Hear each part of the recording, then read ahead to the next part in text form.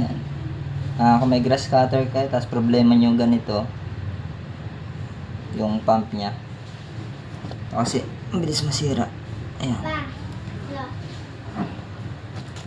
So, may pang palit naman na ganyan. Na-order lang sa online. Marami na to. 10 pieces na siya. Yan, napalitan na natin to. Dito siya. Tanggalin lang natin itong cover na to. Dito nakalagyan dito para saka itong fuel tank niya tatanggalin lang natin. Yan. Yan, may 4 na screw dyan. Ito, saka ito. Tingnan nyo na lang dito kasi may spring yan. Ito. May spring to. Pag natluwagan nyo na lahat para hindi na kayo mahirapan. Pagkatanggal nyo to, ibalik nyo yung isang screw para kahit di nyo hawakan. Kakapagpalit na kayo nitong ganitong rubber pump. Balik lang natin.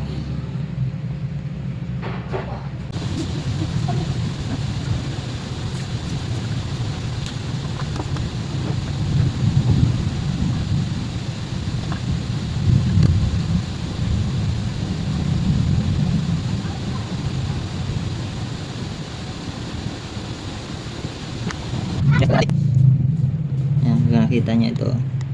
Ito yung sabi kong cover na tanggalin nyo muna para magkaroon tayo ng space dito. Maisturo natin ng maayos itong kanyang carburetor. Ayan, mamaya tatry natin kung okay na.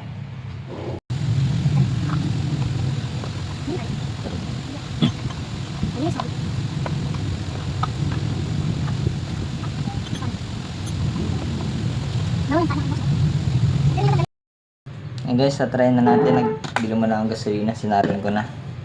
Ayan, may laman na siya. On lang natin, tapos baba natin ang show.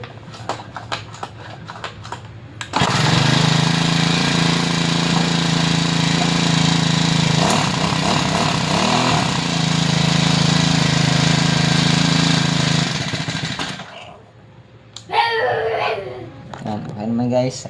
Successful yung pagpalit natin ng rubber pump. Ayan. Ito. Thanks God.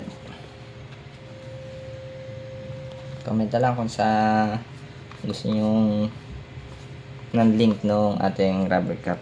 Sana yung gabasa na yung ating ito yung rubber cap na nabili ko. Mura lang to. Tapos marami na kayong pang palit. 2, 4, 6 bali 10 pieces na siya lang. Thanks God.